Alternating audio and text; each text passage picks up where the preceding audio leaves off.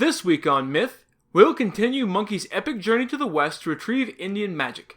This is the 4th episode on the epic tale of Sun Wukong, the Monkey King. If you haven't heard the first 3 parts, I'd recommend going back and listening. The first episode provides a lot of backstory on the Monkey King and on the Chinese cosmology in general. The second tells how the whole quest thing got started, and the third tells why Monkey is currently sulking. To summarize, Monkey was trapped by Buddha and could only be released if he served the monk Sanzang on his journey to the west to retrieve the magic sutras from India. Along the way, getting into a stupid amount of trouble and getting out mostly through literal deus ex machina, they acquired 2 more disciples, Ogre and Piggy. Monkey managed to become even more immortal, but it didn't help him against a scheming demon that convinced the kind of dumb monk that Monkey had killed a few people for shits and giggles. Given how many demons have shown up already, you'd think he'd be more open to the idea. In this episode, you'll learn that constellations can't be trusted, that it's totally possible for a man to get pregnant, and that if a pretty woman tries to seduce you, she's definitely a demon in disguise. Then, in Gods and Monsters, it's a banana ghost who can give you the winning lottery numbers, but might just kill you for it.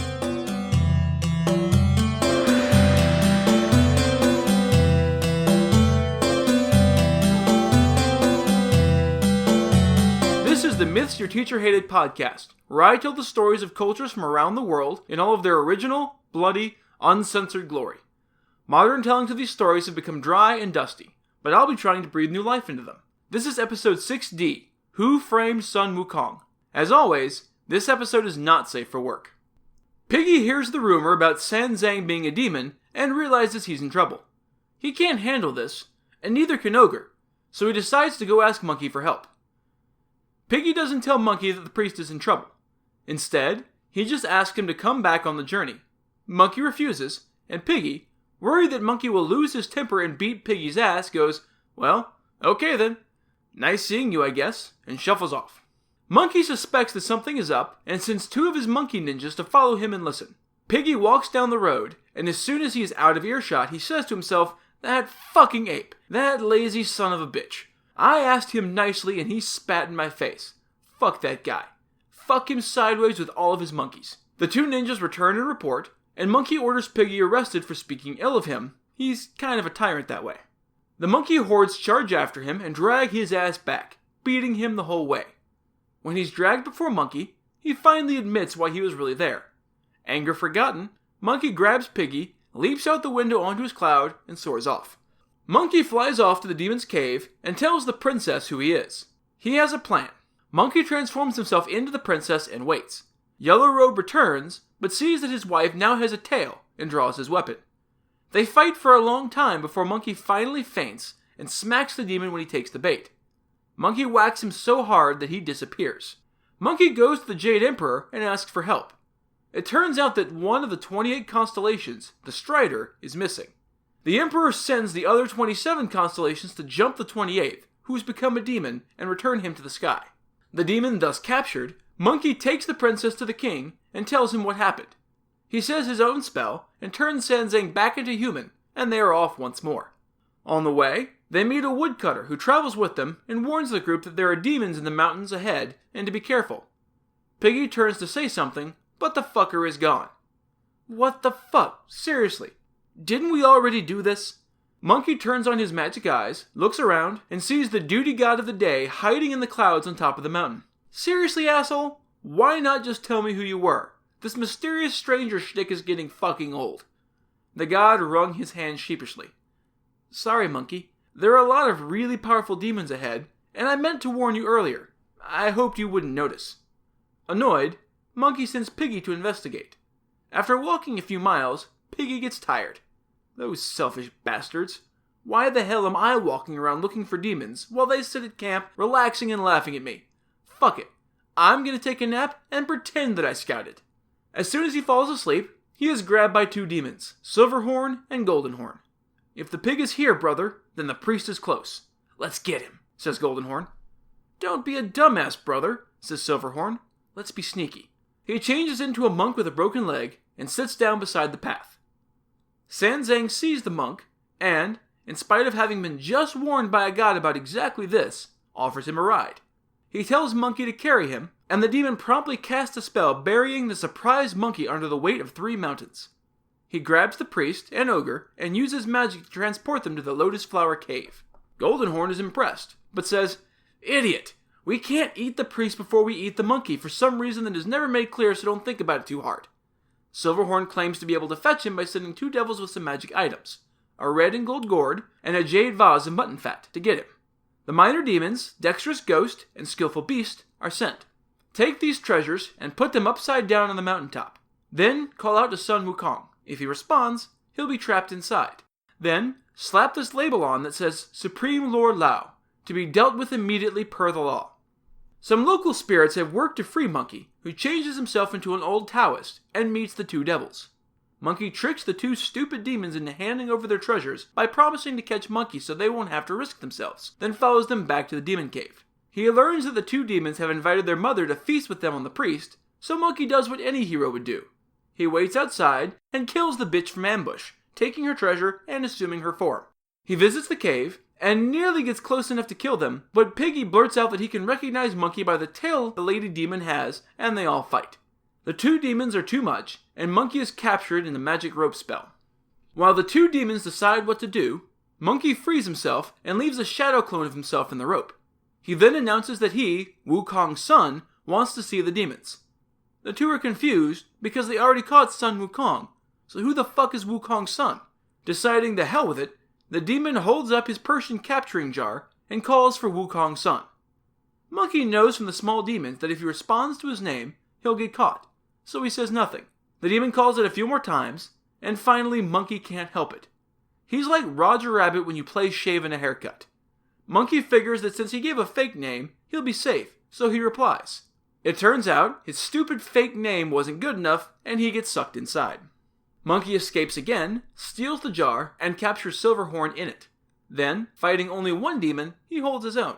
The demon pulls out a magic fan that creates flames and fans at Monkey, setting multiple forest fires. Smokey the Bear would be pissed. Monkey jumps into the clouds to escape. Realizing that maybe he can't just go in swinging this time, he goes back to the cave and snoops. The demon is asleep, using the magical fire fan to cover his eyes. Monkey steals the fan, but accidentally starts a small fire, which wakes the demon. Given that the fan was on his eyes, it's entirely possible that the small fire was his eyebrows. He grabs a magic sword, and they fight again, but this time the demon loses and runs away. Monkey frees the party, and they leave. They soon meet a blind man on the path, who demands that they return his treasure. Piggy draws his rake, reasonably assuming that it's the demon, but Monkey sees that it is Supreme Lord Lao Zi. "What's up, bro? What treasures?" "The ones from the demon, stupid ape. I use the gourd to store herbs, and the vase to store water. I use the fan to start my fire, and the rope to tie my robe. The sword's just a bitching sword. The 2 demons look after my golden forge and my silver forge, and they stole my shit and came here. Give it back." "Sorry, dude. This is your punishment for letting your servants steal your shit and try to fucking eat us." "Hey, it's not my fault. Kuan Yin asked for the items and turned my servants into monsters to test you. She's kind of a bitch that way." They give him his shit back and leave. One night, the soul of a king from a nearby town visits Sanzang in a dream and tells him a Taoist wizard threw him in a well and assumed his form. He asks the priest to tell his son about it and gives him a gold-edged jade scepter as proof. Sanzang tells Monkey, who makes a plan. The Monkey King plucks a hair and turns it into a box of red and gold lacquer, which he hides the scepter in. Then he turns himself into a 2-inch tall monk and hides inside also. Sanzang meets the prince and tells him that he has a magic treasure called the Kingmaker that he wants him to see. The prince opens the box, and Monkey tells him the story. The prince isn't convinced that his obvious demon isn't lying. Monkey says to the prince, "I have an idea. Instead of sitting here with your thumb up your ass, how about you go to the capital and ask your mother the queen how the love and fucking with the king is compared to 3 years ago?" The prince is a little grossed out, but he agrees. He goes to his mother and asks as delicately as he can, and she responds that he's been distant for the last 3 years.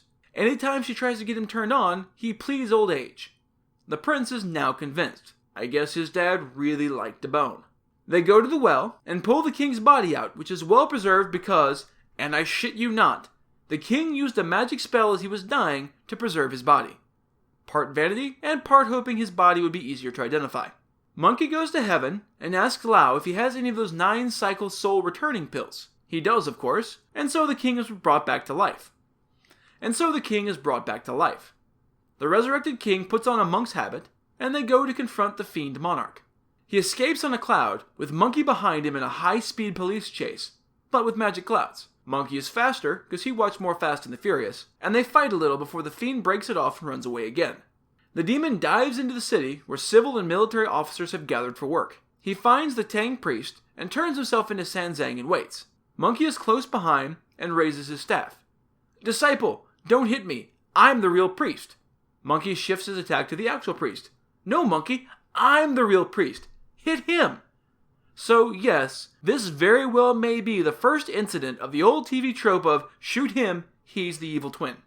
Monkey, being clever, asks the two priests to recite the magic band tightening spell on Monkey's headband. The fake priest, realizing that he doesn't know the spell, jumps into the clouds and runs off, Monkey in pursuit. He catches up quickly and is about to beat his brains out when a voice calls, "Don't hit him, Sun Wukong." It is the Bodhisattva Manjursi, a servant of the Lord Buddha, and I know I butchered that name. The demon is the blue-haired lion from under my throne. He was sent here by Lord Buddha. I came to him in the form of an ordinary monk and asked for vegetarian food. He couldn't answer some questions I asked, so he took me for an evildoer, for some reason, and had me tied up in the moat for 3 days. Buddha ordered the king thrown in the well to soak for 3 years in punishment. And so that was the anticlimactic end to that particular encounter. In a different mountain, farther on, a demon sees the party coming and changes into a boy of 6, tied hand and foot, stark naked, at the top of a pine tree. Sanzang hears him shouting for help and sends Monkey to get him down. After carrying him for a little while, he realizes that the boy is a demon and decides to kill him, but the red boy demon changes into a tornado and captures Sanzang, the Daphne to Monkey's Scooby-Doo.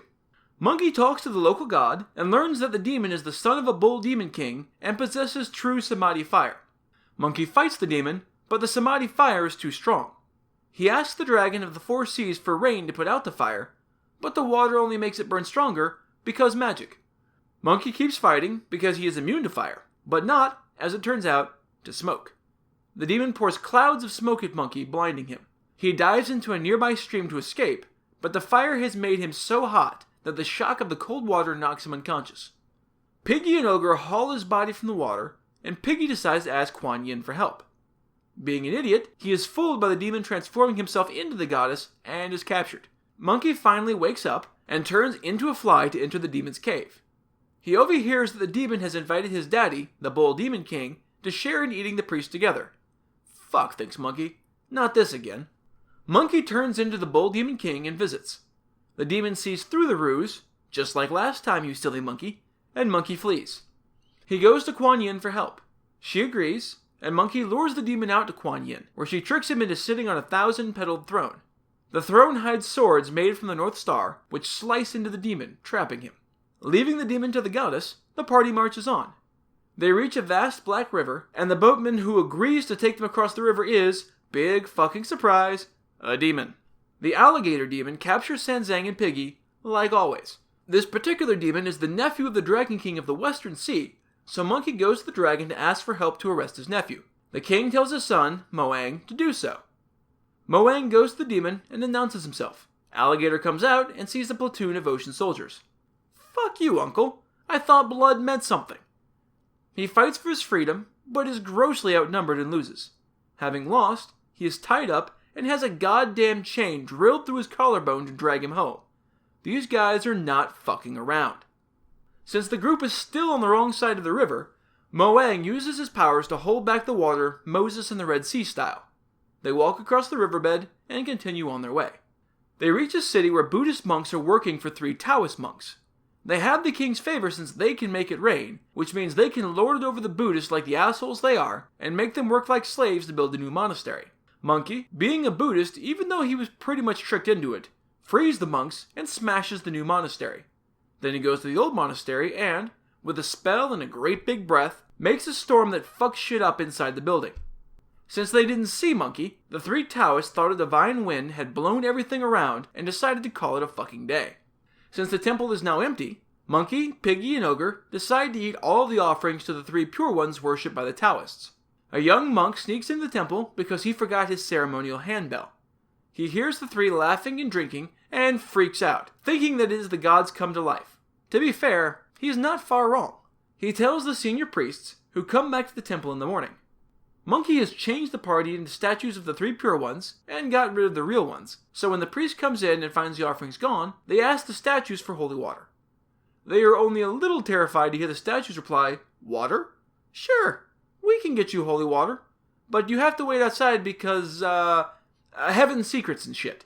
Once they leave, the 3 each fill a container with piss to offer the priest. And again, that's not an exaggeration on my part.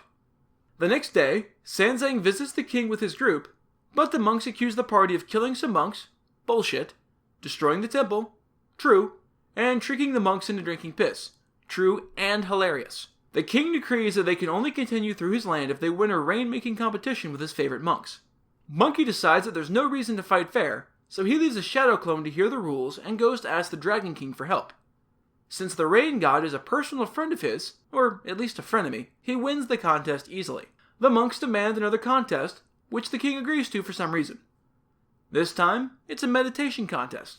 50 tables are stacked up for each priest, who has to ascend to the top of a cloud without using his hands and then sit for several hours without falling off.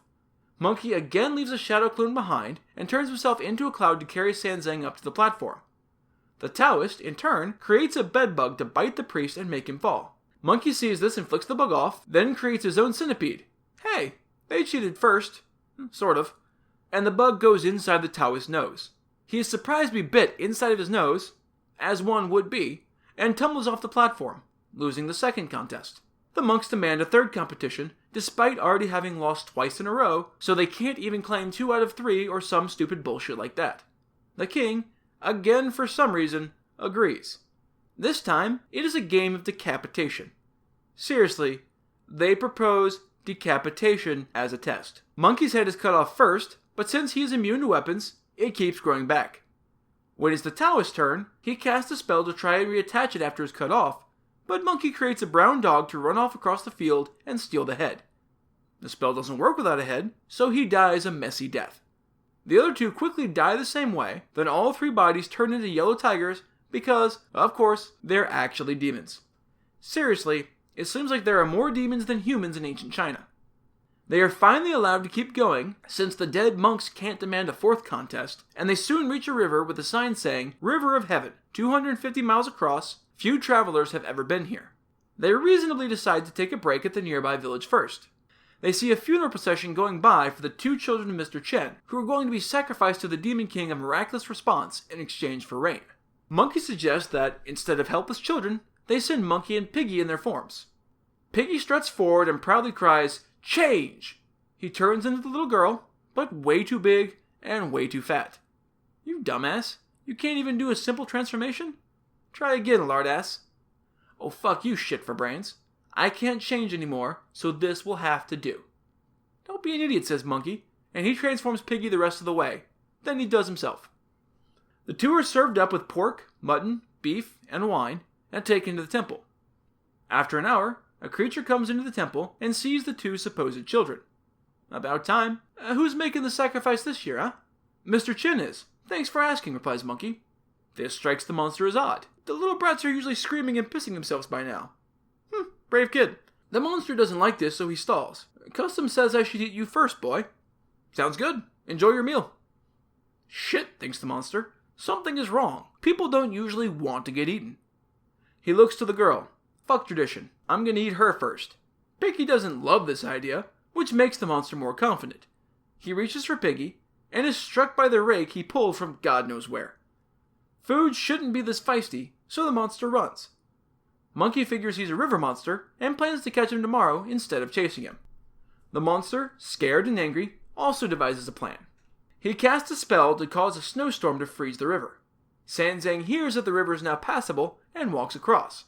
As you probably already guessed, the demon was hiding under the ice. He shatters the ice above him, scaring the ever-loving shit out of the horses. In the panic, Sanzang is monk-napped.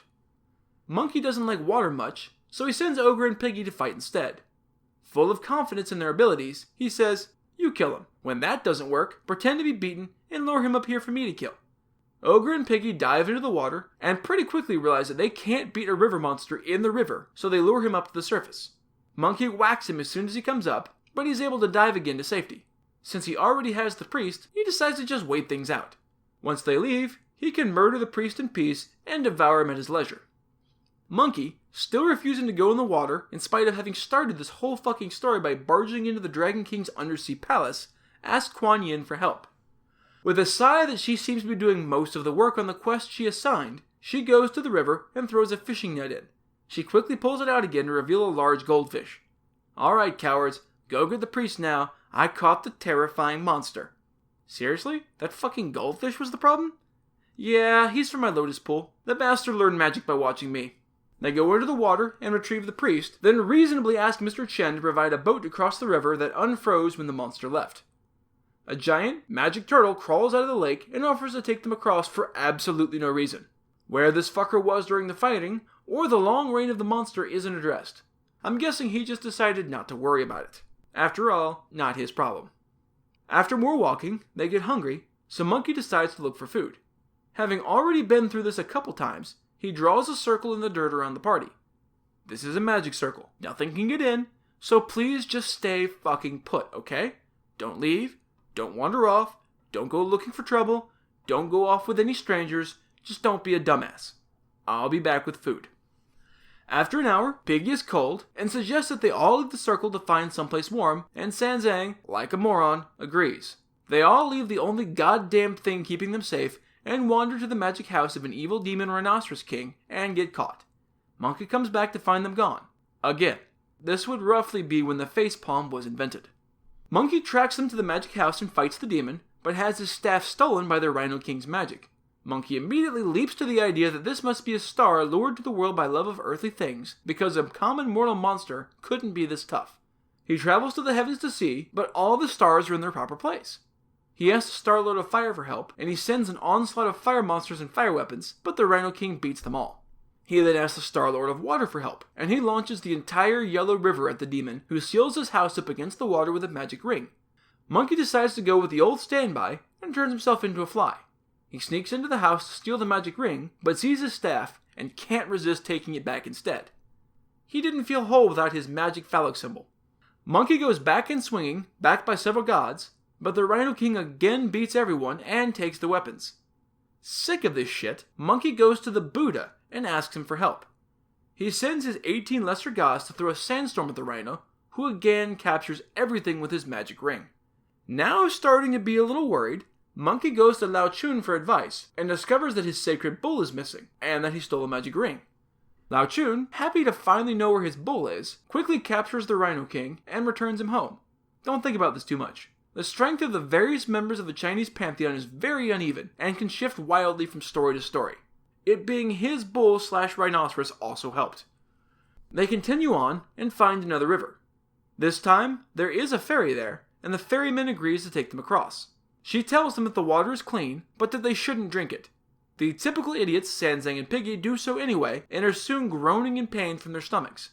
They get to the village on the other side, and find out that they are now in womanland of Western Liang. They just crossed the pregnancy-revealing river, which only women over the age of 20 are supposed to drink from, so now they're pregnant. Being male, this is causing some problems. They need to go to the miscarriage springing child-free cave to abort the pregnancy. Again, I'm not making this shit up. Unfortunately, a Taoist, can you tell the people telling the story didn't like the Taoists, has taken the cave and changed it into the Hermitage of Immortals. Monkey fights the Taoist, who is of course actually a demon. While he's distracted, Ogre sneaks in and fills a bucket with water. Monkey breaks off the fight and leaves. Sanzang and Piggy are given the water and take massive bloody shits but feel better. They decide they could possibly do something about the guy who's taken over the only access to reproductive health in the area, but fuck it, they're men, so it's not their problem. Continuing into Western Liang, they enter the City of Women.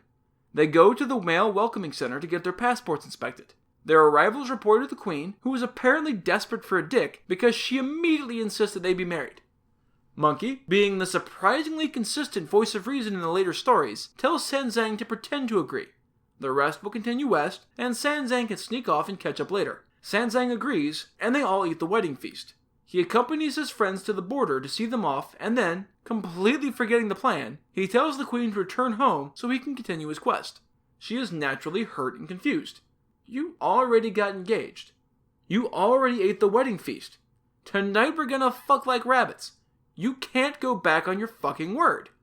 Piggy gets pissed. You slut. Do you really think a monk would want to marry a dried up skeleton like you? You probably have cobwebs in your vagina. Let him go. She is so surprised and scared that she faints. She is not exactly a powerful female character. Another woman runs from the crowd and screams, "Come back, priest! Fuck me instead!" Ogre slaps her for being horny, and she summons a whirlwind to carry her and the priest off in retaliation. Sighing, Monkey tracks the woman to a cave and changes into a bee this time, just for variety. He enters, and inside, he sees the wanton woman trying to seduce Sanzang. Monkey weighs letting the priest get lucky, but figures he'd rather stick to his vows, so he barges in. The woman is, of course, a demon, and grows a scorpion tail. Why can't things ever just be simple, thinks Monkey, as he charges in. They fight, and Monkey is getting the upper hand when he feels a sharp pain in his side, followed by unbearable burning. The scorpion demon stung him, and her venom makes him flee. She goes back to continue with her seduction. Why not just try it, priest? I'll show you how to use your dick, and you can stick it anywhere. Are you nuts? I just saw you grow a scorpion tail. Hell no. I'm sticking with my monk vows. They argue back and forth all night, and Monkey doesn't know what to do, so he asks Kuan Yin. She tells him to ask the star officer of the Pleiades, a constellation, for help. Monkey gets the star, and they wait outside until she drags the monk out onto the porch to try a different seduction. The star cries out once, and she turns into her scorpion form. He cries out again, and her body crumbles to dust. They head out, with Sanzang still trying to shake off the image of a beautiful, willing woman, turning into a scorpion demon, and then turning to dust. They continue traveling until it is once again summer. Monkey is impatient and scouting ahead when a group of bandits falls on Sanzang. They rob him and tie him up, hanging him from a tree. And with the priest dangling from a tree, it's the perfect time for this installment of Gods and Monsters. This is a segment where I get into a little more detail about the personalities and histories of one of the gods or monsters from this week's pantheon that was not discussed in the main story. This week's monster is the Bao Jia Gui, or the banana ghost. It's not exactly what you're thinking, but it's pretty damn close. The Ba Jia Gui, also known as the Nang Tai in Thailand, is a spirit of the wild banana tree, similar to a Greek nymph. The ghost appears under the tree at night, especially on full moon nights. She is often seen wailing in despair, and maybe holding a baby. You'll know it's her, and not just a random lost mother, because her feet won't touch the ground. The banana ghost sometimes has a greenish complexion, causing her to blend in with the tree, though she may also pass through or into the tree if she wants. Despite her somewhat ominous appearance, she is generally considered to be benevolent, and will sometimes give food to passing Buddhist monks. She has also been known to attack men who have beaten or raped women, so assholes are justifiably afraid of her. Given that the wild banana tree is often haunted, and that it's considered very bad luck to cut down a tree haunted by the Bao Jia Gui, the trees are usually not allowed to grow inside the villages, but often grow up at the edges of cultivated fields or on roadsides. The ghost also, for some reason, knows the lucky numbers for the lottery. How isn't really explained. Maybe the baby that also isn't explained tells her. If you're greedy or desperate enough, you can tie a red string around the spirit's tree, fasten the string to the tree with lots of sharp needles or nails, and tie the other end to your bedpost. That night, the ghost will appear and beg to be set free from the torment of the nails. You can bargain with her for the winning numbers in exchange for her freedom. Of course, this can be risky, because if you don't free her quickly enough after you make the bargain, she'll fucking murder you.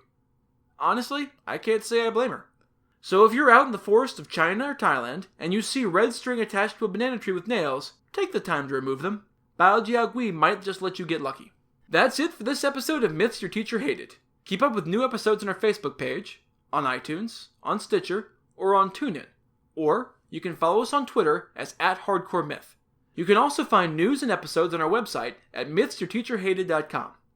If you like what you've heard, I'd appreciate a review on iTunes, since it helps increase the show's standing and lets more people know that it exists.